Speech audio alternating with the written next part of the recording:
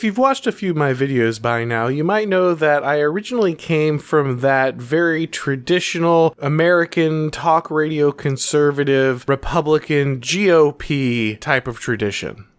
When you come from that background, you have a particular idea about corporations. You don't necessarily love them, but you certainly don't hate them. You kind of see them as either neutral or nominally on your side.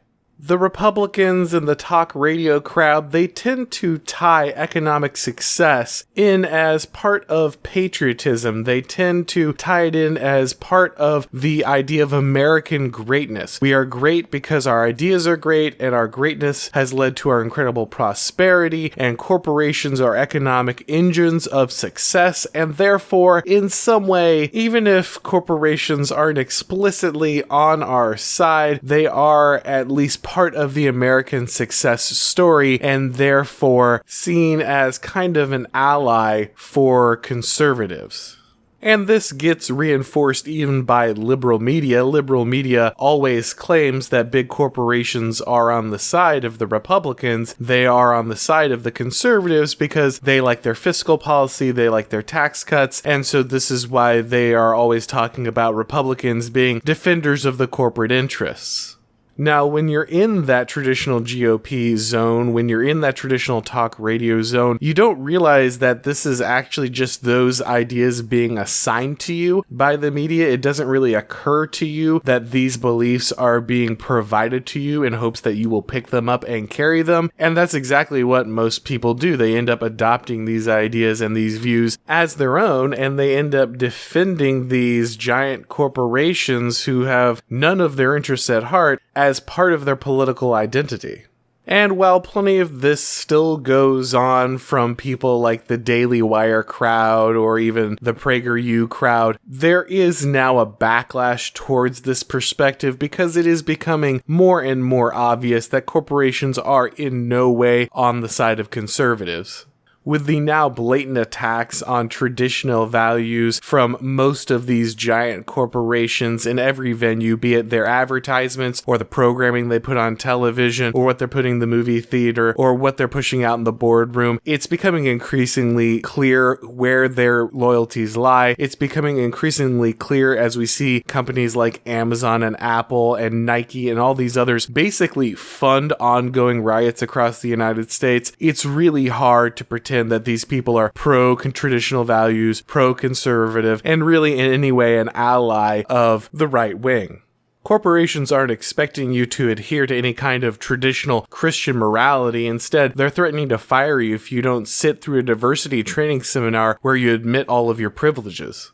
They have consistently been one of the forces in the US that has collapsed the family structure by their requirements for increasing college credentials, their stagnation in wages, their constant push to import cheap labor and open up labor markets in every venue to ship jobs overseas, scooping up starter homes en masse across the country to make sure that young people stay renters their entire lives and never build wealth, embracing and encouraging and downright worshiping progressive norms about gender and sexual preference and family formation. I don't think it was ever the case that these giant multinational corporations were on the side of conservatives, but if it was ever true, it certainly isn't true now. There is, of course, a term for this increasingly obvious progressive bent in these massive companies. I'm sure you've probably heard it before: woke capitalism. What happens a lot of times is that traditional conservatives, especially who have kind of been steeped in these libertarian principles of economics, they will often look at woke capitalism and they'll say, well, these people are alienating customers, or these people are putting off half of America. The actions of these corporations don't make sense. They don't line up with what I've been taught. I've been taught that corporations care about profit, and these things don't seem to maximize profit, and so therefore I'm confused as to why these agendas are being pushed. And so what I wanted to do today is take a look at some examples of this woke capitalism in action and kind of point out how this works to their advantage, how embracing this ideology actually helps the bottom line of these companies while also advancing the progressive agenda of the politicians and cultural tastemakers that they're in bed with. I grabbed a few recent tweets from major companies, ones that have been made in the last week or so, because I wanted to show you how prevalent and invasive this stuff is. This is constant on social media. This is constant in advertisement. This is in your face and your kid's face every single day. This was not some outlier. This is the continual pace of this propaganda being pushed out. Just a few days apart, I was able to clip things from Citibank, Tampax, Oreo, Cartoon Network. All these different corporations were constantly celebrating this stuff online. I feel like the Citibank one kind of explains itself. Hey, look, we'll honor your trans identity. We'll put it on a new bank statement. We'll proclaim it as amazing to the world, but we still want to make sure that you're trapped in debt for the rest of your life. We're fine with calling you whatever you want, pretending we care about your lifestyle, as long as you keep making these payments and never actually own anything your entire life. We wouldn't want you building any wealth. That means you might not come back to use our product again. And I know that's what a lot of leftists are going to say when they watch this video. If they watch this video, they're going to watch it and they're going to say, look, these corporations, they're just cynical opportunists. They will adopt anything to push their product. They're mercenaries and they don't care. They're not actually behind the agenda. They don't actually push any of this stuff. They just pick up whatever's popular, adopt it, and then use that to sell their product. And whenever one of my friends makes this point to me, I always want to say to them, but yes, doesn't that show you that these things are now the mainstream? Doesn't that then show you that these are the culturally ascendant beliefs, that you are now the people in power? If these super mercenary corporations who will do anything to make a dollar are adopting your points, then maybe that should tell you something, but it never seems to click.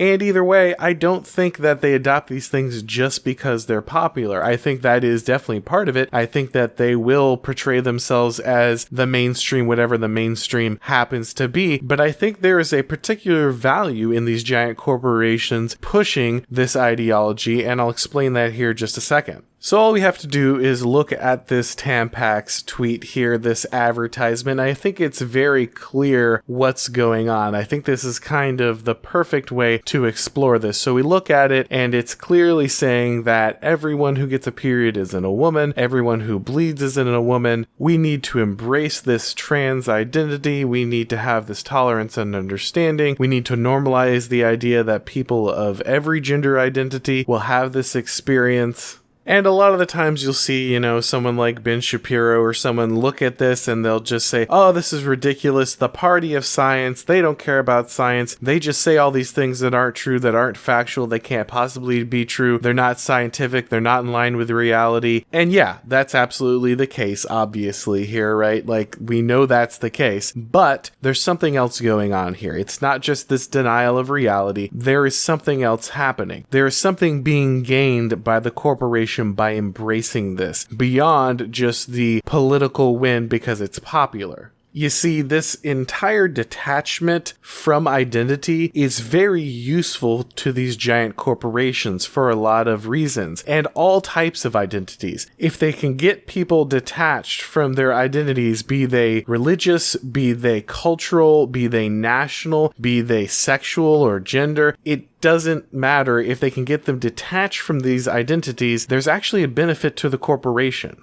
You see, the first step is, of course, detaching these identities from the physical and sociological reality. You want to remove the idea that you are a person who is subject to your place and time and situation. We want it all to be malleable. We want it all to not be dependent on where you're located geographically or the way you were born or the way you were brought up. We want a deracinated person. We want someone who is unrooted and unmoored from their culture or their tradition or their nation, any of this stuff.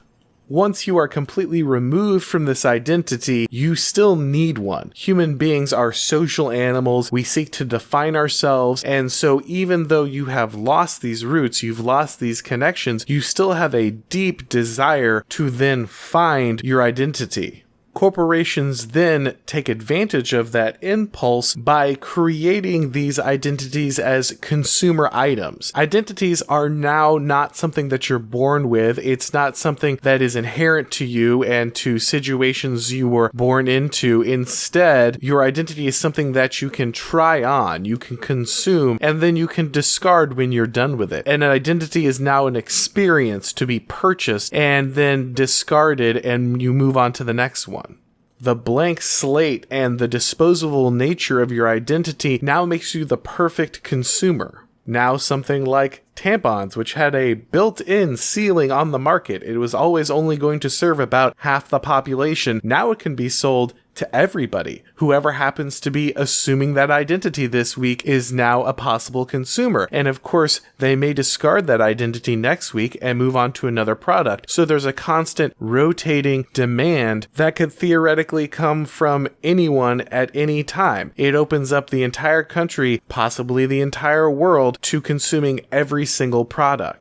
But that's not all. There are additional benefits. Because the tolerance of all of these constantly shifting identities has become a moral imperative, because the assumption of these identities has now become something that is sacred and has to be respected and even admired and worshipped by everyone else, the company can now attach their product to the adoption of these identities. It can make the purchasing of their product sacred. They haven't just expanded their customer base to virtually the entire population. They've also created a religious ritual around the consumption of the identity and therefore the consumption of the product attached to the identity. They are no longer crass opportunists trying to make $1 off of you. They are now part of your sacred journey towards identity. And it gets even better for these people, because now that they are on the side of the resistance, they are always seen as if they are fighting power, even though they are giant multinational corporations. You see this all the time now. You see these ads who say, buy this to fight against the patriarchy, or identify with our brand because it supports social justice. It's brilliant in a evil sort of way. They have turned the consumption of their product into an idea of rebellion against the system. And because we as human beings always want to rebel against power, they have found a way to turn the human need for rebellion into profit, into fuel for their own power. It's like political cold fusion. It's insane.